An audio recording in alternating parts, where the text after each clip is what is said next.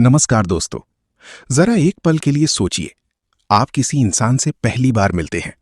सामने वाला मुस्कुरा रहा है, अच्छे शब्द बोल रहा है, लेकिन आपके मन में एक अजीब सी बेचैनी है। दिल कह रहा है कुछ ठीक नहीं है, लेकिन दिमाग सब नॉर्मल मान रहा है। सवाल ये है कि सही कौन है, आपका दिल या सामने वाला इंसान? और अगर मैं आपसे कहूं कि किसी इंसान को समझने के लिए आपको सालों का अनुभव, साइकोलॉजी की डिग्री या बहुत ज्यादा दिमाग लगाने की जरूरत ही नहीं है, बल्कि सिर्फ कुछ सेकंड काफी है, तो हां, सिर्फ कुछ सेकंड। इस दुनिया में हर इंसान बोलता कम है और दिखाता ज्यादा है। उसकी आंखें, उसके हाथ, उसका बैठने का तरीका, उसकी आवाज का उतार चढ़ाव, ये सब वो राज खोल देते हैं जो वो खुद भी नहीं चाहता कि आप जान पाओ। लेकिन अफसोस, हमें बचपन से ये सिखाया ही नहीं गया कि इंसानों को कैसे पढ़ा जाए। हमें किताबें पढ़ना सिखाया गया, लेकिन इंसान पढ़ना नहीं। और यही वजह है कि हम बार बार गलत लोगों पर भरोसा कर बैठते हैं, गलत रिश्तों में फंस जाते हैं, ऑफिस में गलत लोगों को दोस्त समझ लेते हैं, और कई बार अपनी जिंदगी के सबसे बड़े फैसले ही गलत इंसानों की वजह से ले बैठते हैं। अगर आज आपको ये जानने की ताकत मिल जाए कि कौन झूठ बोल रहा है, कौन आपको इस्तेमाल कर रहा है, कौन सच में आपका भला चाहता है और कौन सिर्फ मौके की तलाश में है, तो सोचिए आपकी जिंदगी कितनी बदल सकती है। यही वजह है कि आज की ये ऑडियो बुक समरी सिर्फ एक किताब की कहानी नहीं है। ये एक ऐसी आंख है जो आज के बाद आपको इंसानों को पहले जैसा देखने ही नहीं देगी। आप जब किसी से बात करेंगे तो सिर्फ उसकी शब्द नहीं सुनेंगे, बल्कि उसकी इरादे भी पढ़ पाएंगे। आप समझ पाएंगे कि सामने वाला कॉन्फिडेंट है या अंदर से डरा हुआ है, सच बोल रहा है या झूठ, दोस्त है या सिर्फ दोस्त बनने का नाटक कर रहा है। और सबसे खतरनाक बात, आप ये भी समझ पाएंगे कि कब कोई इंसान आपको मैनिपुलेट करने की कोशिश कर रहा है। इस ऑडियो बुक को अंत तक सुनने के बाद आप ये महसूस करेंगे कि आप पहले से ज्यादा अलर्ट हैं, ज्यादा अवेयर हैं और ज्यादा पावरफुल हैं, क्योंकि नॉलेज से बड़ा कोई हथियार नहीं होता। लेकिन एक बात साफ साफ कह देता हूं, अगर आपने इस वीडियो को आधा सुना और बीच में छोड़ दिया तो आपको सिर्फ अधूरी जानकारी मिलेगी, और अधूरी जानकारी कई बार नुकसान भी कर सकती है। इसलिए अगर आप सच में सीखना चाहते हैं कि इंसानों को इंस्टेंटली कैसे पढ़ा जाए, तो इस वीडियो को अंत तक जरूर सुनिए, क्योंकि हर अगला मिनट आपको पिछले मिनट से ज्यादा गहराई मिली जाएगा। और हाँ, वीडियो के आखिर तक पहुंचते पहुंचते मैं आपसे एक छोटी सी रिक्वेस्ट करूंगा। अगर आपको लगे कि ये कंटेंट आपकी सोच बदल रहा है, आपकी आंखें खोल रहा है, तो वीडियो को लाइक जरूर करना, चैनल को सब्सक्राइब करना और इस नॉलेज को उन लोगों तक पहुंचाना जिन्हें इसकी सबसे ज्यादा जरूरत है। क्योंकि सही इंसान को पहचानना एक स्किल है, और आज आप इस स्किल को सीखने वाले हैं, पूरी तरह गहराई से, बिना किसी झूठ के। अध्याय 1। इंसान कभी वो नहीं होता जो वो दिखता है। इस किताब का पहला अध्याय एक बहुत ही सीधी लेकिन झकझोर देने वाली सच्चाई से शुरू होता है कि इस दुनिया में ज्यादातर लोग वो नहीं होते जो वो आपको दिखाना चाहते हैं। इंसान बोलते कुछ हैं, सोचते कुछ हैं और करते कुछ और हैं। लेकिन मजेदार बात यह है कि चाहे वो कितना भी झूठ बोल ले, उसका शरीर उसका साथ नहीं देता। उसका शरीर हर हाल में सच बोल देता है। लेखक यहां समझाता है कि इंसान शब्दों से झूठ बोल सकता है, चेहरे से झूठ बोल सकता है, लेकिन अपनी बॉडी लैंग्वेज से झूठ बोलना उसके लिए सबसे मुश्किल काम होता है। यही वजह है कि अगर आप किसी इंसान को समझना चाहते हैं तो उसकी बातों पर नहीं, उसकी इशारों पर ध्यान देना शुरू कीजिए। आप देखेंगे कि जब कोई इंसान कॉन्फिडेंट होता है तो उसका शरीर खुला रहता है, उसके कंधे ढीले होते हैं, उसकी नजरें टिक कर बात करती हैं और उसकी आवाज में ठहराव होता है। लेकिन जैसे ही कोई इंसान झूठ बोलता है या अंदर से असहज होता है, उसका शरीर खुद ब खुद सिकुड़ने लगता है, हाथ पैर बार बार हिलते हैं, आंखें बार बार इधर उधर भागती हैं और आवाज में एक हल्का सा डर छुपा होता है। लेखक कहता है कि ज्यादातर लोग इन संकेतों को देखते तो हैं, लेकिन समझ नहीं पाते, क्योंकि हमें कभी सिखाया ही नहीं गया कि इन संकेतों को कैसे पढ़ा जाए। बचपन से हमें यही बताया गया कि इंसान की बातों पर भरोसा करो, लेकिन कभी ये नहीं बताया गया कि इंसान की हर बात सच नहीं होती। इस अध्याय में एक बहुत अहम बात बताई जाती है कि अगर कोई इंसान आपके सामने बहुत ज्यादा अच्छा बनने की कोशिश कर रहा है, बहुत ज्यादा स्वीट हो रहा है, तो वहां सतर्क होने की जरूरत है, क्योंकि असली लोग कोशिश नहीं करते, वो जैसे हैं वैसे ही रहते हैं। बनावट हमेशा किसी मकसद के साथ आती है। लेखक ये भी समझाता है कि इंसान जब झूठ बोलता है तो उसका दिमाग ज्यादा मेहनत करता है, और उसी मेहनत का असर उसकी शरीर पर दिखने लगता है, जैसे बार बार गला साफ करना, नाक छूना, चेहरे को रगड़ना, कुर्सी पर हिलना डुलना, या अचानक से बहुत ज्यादा शांत हो जाना। ये सब संकेत बताते हैं कि अंदर कुछ चल रहा है। इस अध्याय का सबसे पावरफुल लेसन ये है कि आपको डिटेक्टिव बनने की जरूरत नहीं है, बस ऑब्जर्वर बनना है। चुप रहकर देखना सीखिए। जब आप कम बोलते हैं और ज्यादा देखते हैं, तब सामने वाला इंसान खुद ही अपनी राज खोल देता है। लेखक एक और गहरी बात कहता है कि ज्यादातर लोग दूसरों को समझने में इसलिए असफल रहते हैं क्योंकि वो अपनी इमोशंस को बीच में ले आते हैं। वो जो देख रहे होते हैं उसकी जगह वो वही देखते हैं जो वो देखना चाहते हैं। लेकिन अगर आप सच में इंसानों को पढ़ना चाहते हैं तो आपको न्यूट्रल रहना होगा, बिना जजमेंट के सिर्फ ऑब्जर्व करना होगा। इस अध्याय के अंत तक पहुंचते पहुंचते आपको ये एहसास होने लगता है कि शायद अब तक आप लोगों को गलत तरीके से समझते आए हैं और शायद बहुत बार आपने अपनी इंट्यूशन को इग्नोर किया है। लेकिन अच्छी बात यह है कि ये स्किल सीखी जा सकती है। आज से अगर आप लोगों की बॉडी लैंग्वेज, उनके रिएक्शंस और उनके साइलेंस को पढ़ना शुरू कर देंगे तो धीरे धीरे आपको वो दिखने लगेगा जो पहले कभी नहीं दिखा। और यहीं से आपकी असली ताकत की शुरुआत होती है, क्योंकि जो इंसानों को समझ लेता है उसे दुनिया कभी आसानी से धोखा नहीं दे पाती। अध्याय 2, आंखें जो सच बोल देती हैं। इस अध्याय में लेखक हमें इंसान की आंखों की उस भाषा से मिलवाता है जो बिना एक शब्द बोले सब कुछ बता देती है। लेखक कहता है कि आंखें दिमाग की खिड़की होती हैं और जो कुछ भी इंसान के अंदर चल रहा होता है उसका असर सबसे पहले आंखों में ही दिखता है। आप ध्यान से देखेंगे तो पाएंगे कि जब कोई इंसान आपसे सच में जुड़ा होता है तो उसकी आंखों में ठहराव होता है। वो आपकी बात सुनते समय नजरें नहीं चुराता, बल्कि स्वाभाविक रूप से आई कांटेक्ट बनाए रखता है। लेकिन जब कोई इंसान झूठ बोल रहा होता है या कुछ छुपाने की कोशिश कर रहा होता है तो उसकी आंखें बेचैन हो जाती हैं। कभी ऊपर देखती हैं, कभी नीचे, कभी दाएं तो कभी बाएं, जैसे वो जवाब नहीं बल्कि रास्ता ढूंढ रही हूं। लेखक यहां एक बहुत रोचक बात समझाता है कि आंखों की दिशा भी बहुत कुछ बताती है। जब कोई इंसान बीती हुई सच्ची बात याद कर रहा होता है तो उसकी आंखें अक्सर एक ही दिशा में जाती हैं। लेकिन जब वो कुछ गढ़ रहा होता है, कहानी बना रहा होता है, तो उसकी आंखों की हरकतें अनियमित हो जाती हैं। इस अध्याय में यह भी बताया गया है कि जरूरत से ज्यादा आई कांटेक्ट भी एक वार्निंग साइन हो सकता है। अगर कोई इंसान लगातार बिना पलक झपकाए आपको घूर रहा है तो ये भरोसे का नहीं बल्कि कंट्रोल और डोमिनेंस का संकेत हो सकता है। ऐसे लोग अक्सर सामने वाले पर साइकोलॉजिकल दबाव बनाने की कोशिश करते हैं। लेखक ये भी बताता है कि डर, गिल्ट और कॉन्फिडेंस तीनों आंखों में अलग अलग तरह से दिखते हैं। डर में आंखें बड़ी हो जाती हैं, पलकें तेजी से झपकने लगती हैं। गिल्ट में इंसान नजरें झुका लेता है या बहुत कम समय के लिए दिखता है, जबकि कॉन्फिडेंस में नजरें स्थिर होती हैं, ना ज्यादा आक्रामक और ना ही भागती हुई। लेकिन इसका मतलब ये नहीं कि वो झूठे हैं। इसीलिए जल्दबाजी नहीं बल्कि पैटर्न पहचानना जरूरी है। इस अध्याय में लेखक एक और गहरी बात कहता है कि इंसान तब सबसे ज्यादा बेनकाब होता है जब वो सोच रहा होता है कि कोई उसे देख नहीं रहा।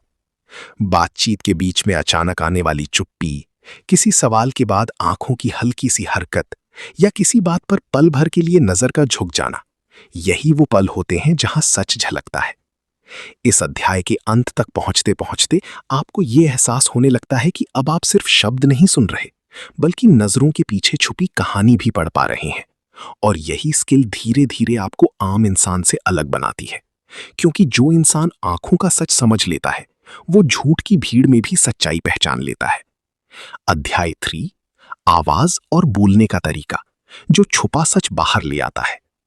इस अध्याय में लेखक समझाता है कि इंसान सिर्फ अपने शब्दों से नहीं बल्कि जिस तरह से वो बोलता है उससे भी खुद को बेनकाब कर देता है। कई बार लोग बिल्कुल सही शब्द बोलते हैं लेकिन उनकी आवाज उनका साथ नहीं देती। लेखक कहता है कि आवाज इंसान की इमोशनल हालत का सीधा कनेक्शन होती है। जब कोई इंसान आत्मविश्वास में होता है तो उसकी आवाज साफ, स्थिर और नियंत्रित होती है।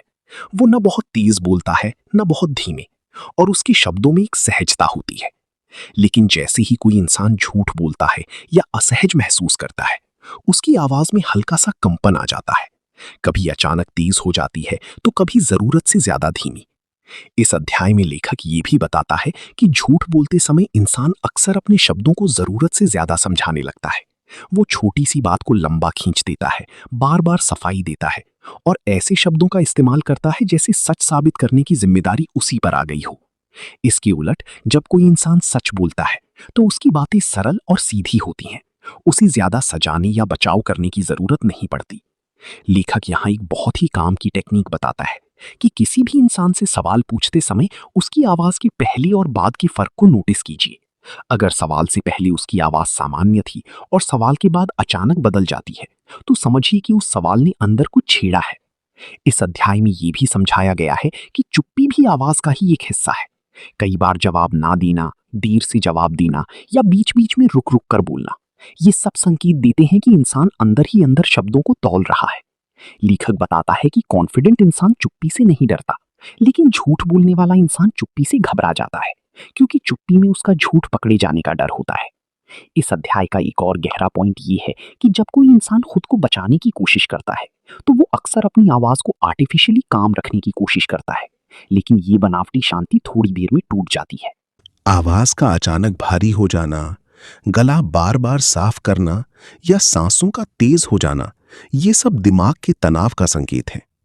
लेखक साफ शब्दों में कहता है कि अगर आप इंसानों को पढ़ना सीखना चाहते हैं, तो आपको सिर्फ क्या बोला जा रहा है ये नहीं सुनना है, बल्कि कैसे बोला जा रहा है ये समझना है। इस अध्याय के अंत तक पहुंचते पहुंचते आपको ये एहसास होता है कि अब आप बातचीत को पहली जैसी मासूम नजरों से नहीं सुन रहे। अब आपकी सुनने की शक्ति तेज हो चुकी है। आप शब्दों के पीछे छुपे डर, कॉन्फिडेंस और झूठ को पहचानने लगे हैं। और यही वो स्किल है जो आपको रोजमर्रा की जिंदगी में बार बार गलत फैसले लेने से बचा सकती है।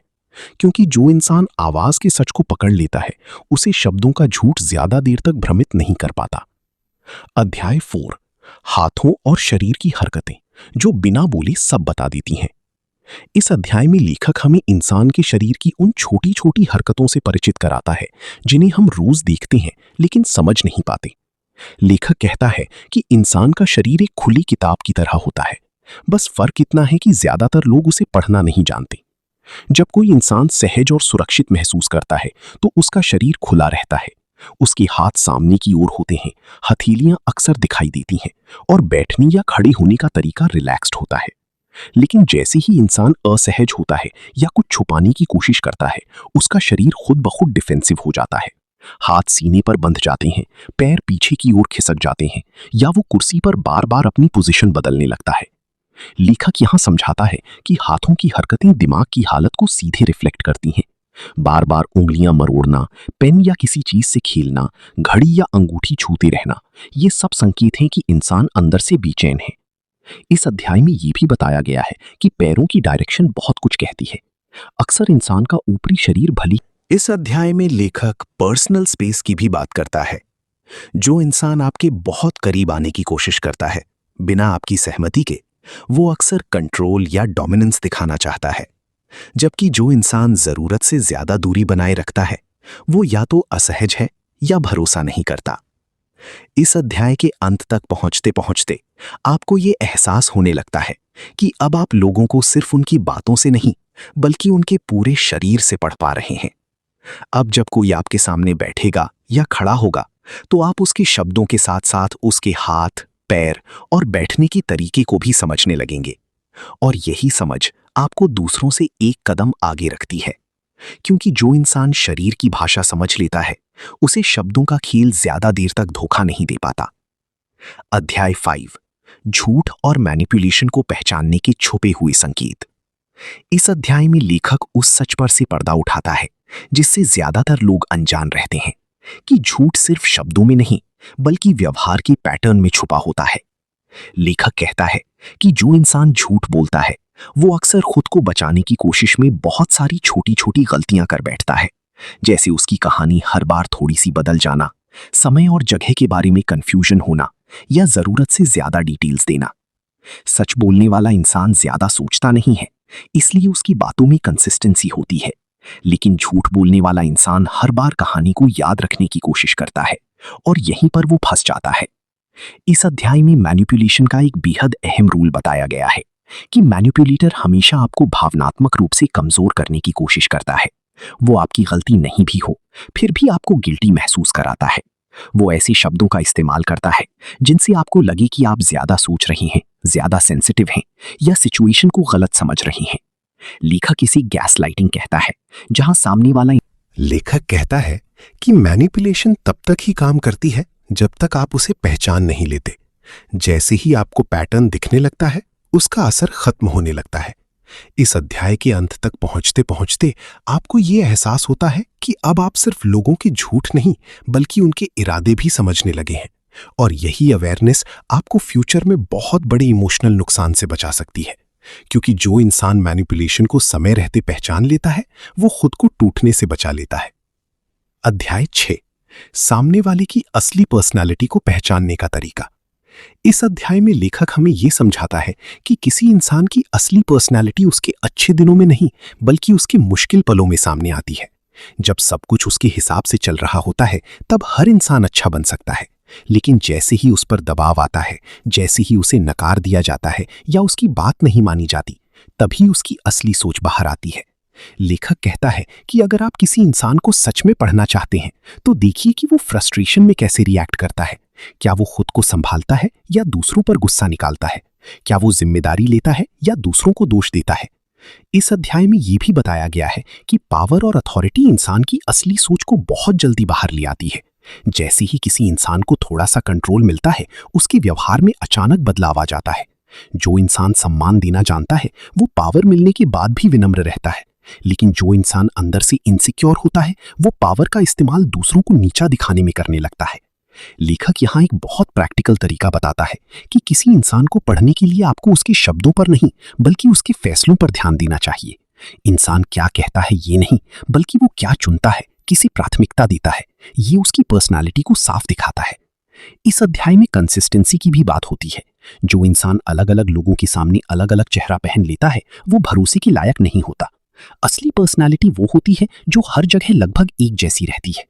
लेखक ये भी समझाता है कि कैसे कुछ लोग अपनी कमजोरी को अच्छाई का मुखौटा पहनाकर पेश करते हैं, जैसे आलस्य को शांत स्वभाव कहना, डर को समझदारी बताना या स्वार्थ को प्रैक्टिकल थिंकिंग कहना।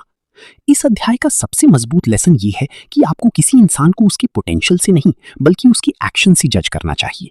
हर इंसान बड़े बड़े सपने और वादे कर सकता है, लेकिन बहुत कम लोग होते हैं जो उन्हें निभाते हैं। इस अध्याय के अंत तक पहुंचते पहुंचते आपको यह एहसास होने लगता है कि अब आप लोगों को जल्दी इंप्रेस नहीं होने दे रहे। अब आप बाहरी चमक से ज्यादा अंदर की सच्चाई देखने लगे हैं। और यही मैच्योरिटी आपको इमोशनली स्ट्रांग बनाती है, क्योंकि जो इंसान पर्सनालिटी को पहचानना सीख लेता है, वो गलत लोगों को अपनी जिंदगी में जगह नहीं देता। अध्याय 7, भरोसा कब करें और कब नहीं। इस अध्याय में लेखक उस सवाल का जवाब देता है जो हर इंसान के मन में कभी ना कभी जरूर आता है कि आखिर किस पर भरोसा किया जाए और किस पर नहीं। लेखक कहता है कि भरोसा कोई भावनात्मक फैसला नहीं होना चाहिए, बल्कि ये एक समझदारी भरा निर्णय होना चाहिए। अक्सर लोग अच्छा महसूस होने को भरोसा समझ लेते हैं, जबकि अच्छा महसूस होना और सुरक्षित होना दोनों अलग अलग बातें हैं। इस अध्याय में समझाया गया है कि भरोसा धीरे धीरे बनता है, लेकिन टूटने में एक पल भी नहीं लगता। जो इंसान जल्दी भरोसा मांगता है, बहुत जल्दी निजी बातें जानना चाहता है या शुरू में ही बहुत ज्यादा करीब आने की कोशिश करता है, वो अक्सर किसी न किसी मकसद से आता है।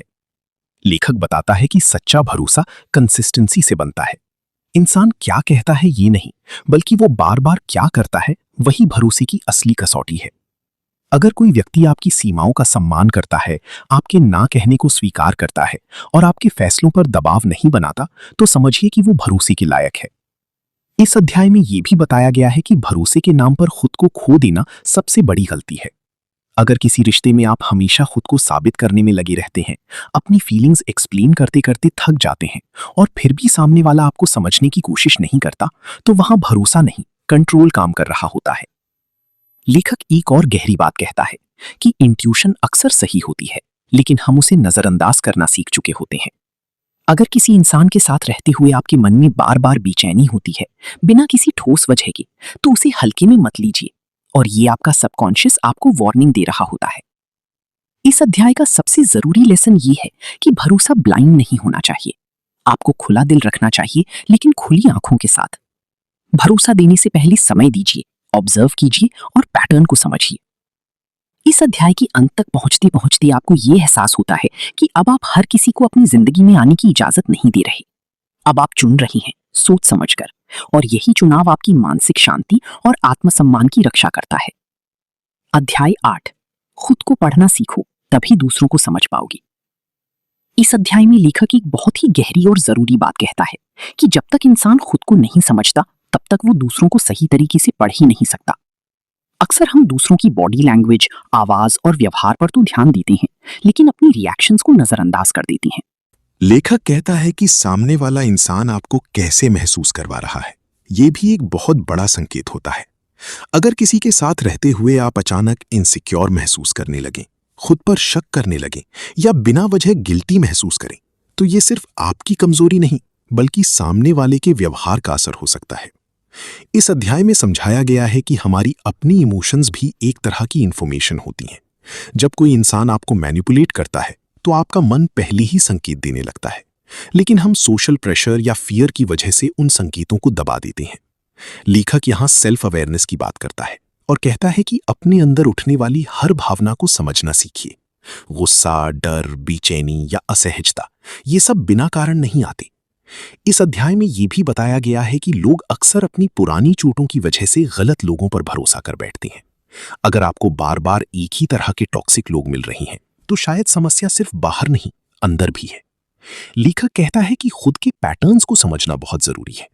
आप किन लोगों से जल्दी प्रभावित हो जाते हैं, किन के सामने आप अपनी बाउंड्रीज भूल जाते हैं और क्यों।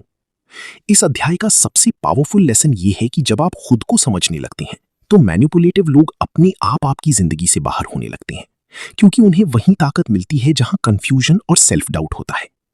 इस अध्याय के अंत तक पहुंचते पहुंचते आपको ये एहसास होता है कि अब आप सिर्फ दूसरों को पढ़ने की कोशिश नहीं कर रहे बल्कि खुद को भी समझने लगे हैं, और यही असली शस्त्र है, क्योंकि जो इंसान खुद को पढ़ना सीख लेता है उसे दुनिया का कोई भी इंसान आसानी से इस्तेमाल नहीं कर सकता। अध्याय 9, रोजमर्रा की जिंदगी में इंसानों को पढ़ने की कला। इस अध्याय में लेखक इस पूरी किताब की सीख को जमीन पर उतार देता है और बताता है कि ये सारी बातें सिर्फ थ्योरी नहीं है बल्कि रोजमर्रा की जिंदगी में इस्तेमाल करने के लिए है। लेखक कहता है कि आपको हर इंसान को शक की नजर से देखने की जरूरत नहीं है बल्कि समझदारी की नजर से देखने की जरूरत है। जब आप किसी से बात कर रहे हो तो सिर्फ जवाब देने की तैयारी मत कीजिए बल्कि सामने वाले को ऑब्जर्व कीजिए। उसकी बातों के बीच आने वाली चुप्पी, उसकी रिएक्शंस, उसकी बॉडी लैंग्वेज और उसकी आवाज की उतार चढ़ाव पर ध्यान दीजिए। इस अध्याय में यह भी समझाया गया है कि सवाल पूछने का तरीका बदलते ही सामने वाले का व्यवहार बदलने लगता है। जब आप खुली सवाल पूछते हैं जिनका जवाब हाँ या ना में नहीं दिया जा सकता तो इंसान ज्यादा बोलता है, और जितना ज्यादा वो बोलता है उतना ज्यादा वो खुद को रिवील करता है। लेखक कहता है कि इंसानों को पढ़ने का सबसे सही समय वो होता है जब वो आराम में होते हैं, जब उन्हें लगता है कि कोई उन्हें जज नहीं कर रहा। ऐसे समय में उनकी असली आदतें सामने आती हैं। इस अध्याय में वर्क प्लेस, रिश्तों और सोशल सिचुएशंस के उदाहरण दिए जाते हैं जहां छोटी छोटी ऑब्जर्वेशंस बड़े फैसलों को सही दिशा दे सकती हैं। जैसे किसी मीटिंग में कौन क्रेडिट लेता है और कौन क्रेडिट देता है, कौन सुनता है और कौन बीच में टोकता है। ये सब पर्सनालिटी के साफ संकेत होते हैं। लेखक एक और जरूरी बात कहता है कि इस स्किल का इस्तेमाल दूसरों को नुकसान पहुंचाने के लिए नहीं बल्कि खुद को सुरक्षित रखने के लिए होना चाहिए। इंसानों को पढ़ना ताकत देता है, लेकिन ताकत के साथ जिम्मेदारी भी आती है। इस अध्याय का सबसे अहम लेसन ये है कि जब आप ये कला सीख लेते हैं तो आप लोगों से डरना बंद कर देते हैं। अब आप सिचुएशंस को समझने लगते हैं, रिएक्ट कम और रिस्पॉन्ड ज्यादा करने लगते हैं। इस अध्याय के अंत तक पहुंचते पहुंचते आपको ये एहसास होता है कि अब आप जिंदगी को पहले से ज्यादा क्लैरिटी के साथ देख पा रही हैं। अब आप लोगों के शब्दों में नहीं, उनके व्यवहार में सच ढूंढती हैं, और यही क्लैरिटी आपको हर रिश्ते, हर फैसले और हर मोड़ पर मजबूत बनाती है। अध्याय 10, इस कला का सही इस्तेमाल और आपकी नई ताकत। इस अंतिम अध्याय में लेखक एक बहुत ही जिम्मेदार और जरूरी बात समझाता है कि इंसानों को पढ़ने की कला कोई चाल या हथियार नहीं है बल्कि एक समझ है। अगर इसका इस्तेमाल ईगो बढ़ाने, दूसरों को नीचा दिखाने या मैनिपुलेट करने के लिए किया गया तो ये ज्ञान ही आपको अंदर से कमजोर बना देगा। लेखक कहता है कि इस स्किल का सबसे सही इस्तेमाल खुद को सुरक्षित रखने, सही लोगों को पहचानने और बेहतर रिश्ते बनाने के लिए होना चाहिए। इस अध्याय में यह भी बताया गया है कि जब आप इंसानों को पढ़ना सीख लेते हैं तो आपकी सबसे बड़ी ताकत होती है आपकी शांति। अब आप हर बात पर रिएक्ट नहीं करती, हर इंसान को। अब आपके पास एक नई नजर है, एक नई समझ है और एक नई ताकत है। और अगर आपने इस ज्ञान का इस्तेमाल सही दिशा में किया तो ना सिर्फ लोग आपको समझेंगे, बल्कि आप खुद को भी पहले से कहीं ज्यादा बेहतर तरीके से समझ पाएंगे। यही इस पूरी किताब की असली जीत है, क्योंकि जो इंसान इंसानों को समझना सीख लेता है, वो जिंदगी को भी बेहतर तरीके से जीना सीख लेता है। अब जरा एक पल के लिए रुकिए और सोचिए, जब आपने ये ऑडियो बुक शुरू की थी, तब आप इंसानों को जिस नजर से देखते थे और अब जिस नजर से देख रहे हैं, दोनों में कितना फर्क आ गया है। अब आप सिर्फ शब्द नहीं सुनते, अब आप इरादे समझते हैं। अब आप चेहरे नहीं देखते, अब आप व्यवहार पढ़ते हैं। अब आप हर किसी पर तुरंत भरोसा नहीं करते, लेकिन हर किसी से डरते भी नहीं हैं। यही इस पूरी ऑडियो बुक की सबसे बड़ी ताकत है। अगर आप यहां तक पहुंचे हैं, तो इसका मतलब है कि आप उन लोगों में से हैं जो भीड़ में खोना नहीं चाहते, बल्कि समझदारी के साथ आगे बढ़ना चाहते हैं। याद रखिए, इंसानों को पढ़ने की ये कला आपको अकेला नहीं बनाती, ये आपको सही लोगों तक पहुंचाती है। अब आपकी जिम्मेदारी है कि आप इस नॉलेज का इस्तेमाल ईगो बढ़ाने के लिए नहीं, बल्कि अपनी जिंदगी को बेहतर बनाने के लिए करें। सही रिश्ते चुनने के लिए, गलत लोगों से समय रहती दूरी बनाने के लिए और अपने फैसलों पर भरोसा रखने के लिए। अगर इस ऑडियो बुक के किसी भी हिस्से ने आपको ऐसा महसूस कराया कि हाँ, अब चीजें साफ हो रही हैं, अब दिमाग हल्का लग रहा है, तो इस वीडियो को लाइक जरूर कीजिए, क्योंकि आपका एक लाइक हमें ये बताता है कि आप ऐसी ही मीनिंगफुल कंटेंट चाहते हैं। और अगर आप चाहते हैं कि ऐसी ही powerful audio books, life changing books की समरीज और ऐसी नॉलेज जो आपको अंदर से मजबूत बनाए लगातार मिलती रहे, तो अभी चैनल को सब्सक्राइब कर लीजिए। साथ ही बेल आइकन दबाना मत भूलिए, ताकि अगली वीडियो आते ही आप सबसे पहले उसे सुन सकें। इस ऑडियो बुक को उन लोगों के साथ भी जरूर शेयर कीजिए जिनके लिए ये सिर्फ एक वीडियो नहीं, बल्कि एक नई समझ बन सकती है। क्योंकि कभी कभी एक सही जानकारी एक सही वक्त पर पूरी जिंदगी की दिशा बदल देती है। मिलते हैं अगली ऑडियो बुक में। तब तक याद रखिए, दुनिया शब्दों से नहीं, इशारों से चलती है, और जो इशारों को पढ़ना सीख लेता है, उसे कोई आसानी से गुमराह नहीं कर सकता। धन्यवाद दोस्तों।